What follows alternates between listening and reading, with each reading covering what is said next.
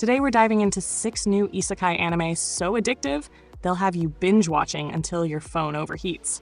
From obsessive dark elves to overpowered assassins, this lineup is wild, chaotic, hilarious, and surprisingly wholesome, depending on your definition of wholesome.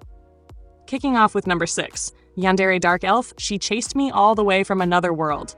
This anime is exactly what it sounds like. Chaos in elf form. The story follows a regular dude just trying to live his peaceful, NPC-level life, until a dark elf from another world pulls up like a whole DLC boss with the emotional stability of a cracked gacha player. And the moment she appears, she declares this man hers, not her crush, not her interest. Hers. Full possession. Zero negotiation. What makes it hilarious is how the show refuses subtlety. The girl's yandere energy is so strong it might qualify as its own power system. She's not threatening, she's promising. And the MC? Bro spends half the series running for his life like he's speedrunning a survival horror game while the elf plays it as a dating sim. But beneath all the comedy, there's real charm. Their dynamic is weirdly wholesome at times, like when she tries to help him but causes 3 times the problem. Think Nagatoro meets Overlord, but with the danger dial stuck at 97%. The world building is surprisingly solid too, showing glimpses of her original world, one filled with magic, politics, and apparently no relationship counseling. It balances cute moments, tension, and absurd comedy way better than it has any right to. Honestly, peak entertainment. Trust me though, things get even wilder as we move up this list. Sliding to number 5, The Beginning. After the End. Now this is the kind of isekai that reminds you why the genre refuses to die. The Beginning After the End follows King Gray, reborn as baby Arthur, but unlike most reincarnated babies, this dude has the emotional trauma of someone who's been paying taxes for 40 years. What sets this series apart is how it mixes maturity with adventure. Arthur isn't just overpowered, he's thoughtful, strategic, and constantly battling his past life regrets. Even when he's learning magic as a toddler, he carries himself like he's negotiating a political treaty while wearing baby pajamas. The story shines because it doesn't rely solely on power fantasy hype. Sure, Arthur can obliterate a forest by sneezing too hard, but he's also dealing with family bonds, friendships, responsibility, and the terrifying reality of being an isekai protagonist who actually cares about things. And let's talk pacing. Smooth, satisfying, and full of moments that make you yell at the screen like, "Bro, how are you a child and still cooler than me?" The villains actually feel threatening too. Not goofy filler villains, but real threats that force Arthur to evolve mentally and magically. And the emotional beats? They hit harder than anime openings at 2 a.m. If you've been starving for an isekai with depth, heart, and that addictive one more episode energy, this one feeds your soul. But trust me, number 4 comes with a twist that'll catch you off guard. Landing on number 4, Mizuzokusei no Mahou Tsukai, The Water Magician. This anime is what happens when someone finally asks, what if water magic wasn't boring? Because let's be real, water mages usually get stuck healing people or making dramatic rain for no reason. But the water magician flips the whole stereotype. Our protagonist wakes up in a fantasy world with nothing but a water affinity. Except this affinity is broken. He can manipulate water density, pressure, and movement at a level that basically makes him a walking natural disaster. Oceans? Obey. Rivers? Follow. Cup of tea? Overkill. The show starts slow, letting him experiment with his powers while meeting townspeople who react like they've discovered a magical fire extinguisher with a personality. But when real threats appear, that's when things get hype. Watching him weaponize water in creative ways, blades, traps, whirlpool prisons, feels fresh in a genre drowning in sword swingers. Story-wise, the world building is clean and layered. There are ancient aquatic spirits, corrupted dungeons, and a looming threat connected to water magic itself. Not to mention a mentor character who gives advice so cryptic he might be doing it on purpose. The humor is light but effective, especially when the MC accidentally terrifies people by doing something he thinks is basic. It's fun, smart, and visually gorgeous. But trust me, number 3? It'll mess with your head in the best way possible. Looking at number 3, A Gatherer's Adventure in Isekai. This one takes the chillest RPG role, Gatherer, and somehow turns it into a full-blown power fantasy.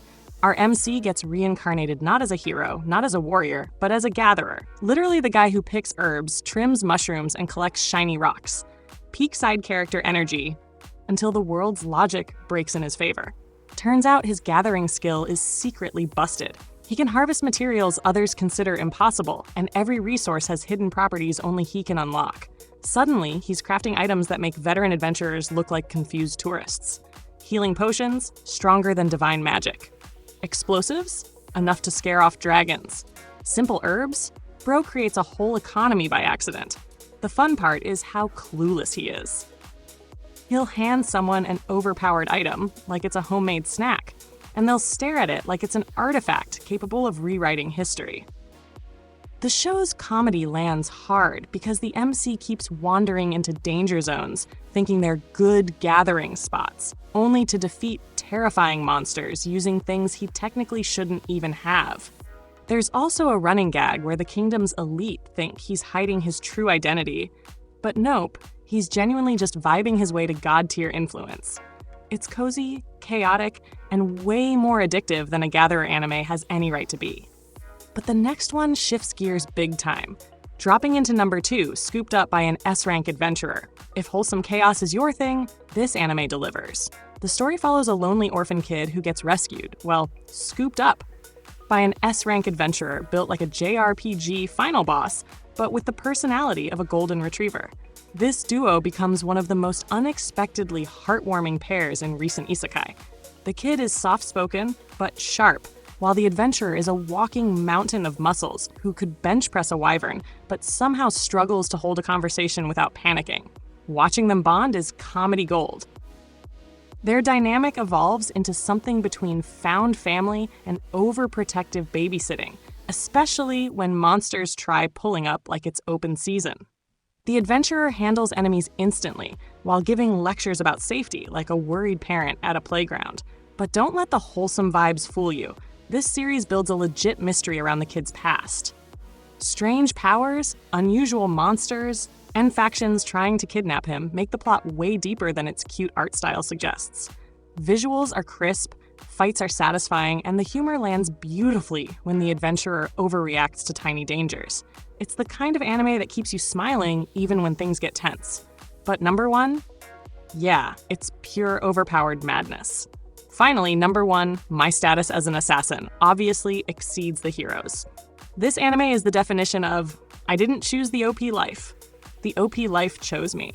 Our MC gets summoned to another world with his class, where everyone expects the typical hero blessing, except he gets tagged as an assassin, and the system basically hands him a cheat sheet titled, How to be Terrifying 101. His stats skyrocket so fast even the hero looks like a background extra. And the best part? The MC isn't cocky. He's confused. Bro is walking around like, why is everything dying so easily? Meanwhile, monsters drop like they accidentally installed the beginner difficulty patch. The show blends action with a refreshing dose of self-awareness. While the king and hero party are busy hyping themselves up, the MC quietly becomes the world's deadliest introvert. Watching him sneak, strike, and disappear is incredibly satisfying. There's political drama, betrayal, and shady nobles who think they're smart, but get outplayed in ways so embarrassing they should uninstall themselves.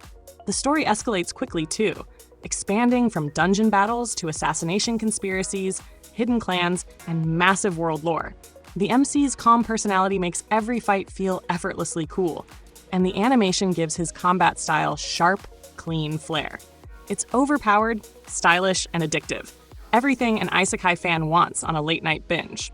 And that wraps up today's lineup of insanely addictive new isekai. Whether you love chaotic comedy, wholesome duos, or straight-up overpowered dominance, this list had something wild for everyone. Drop your favorite in the comments, hit that like button, and subscribe for more anime breakdowns every week. Until next time, stay binge ready. Legends!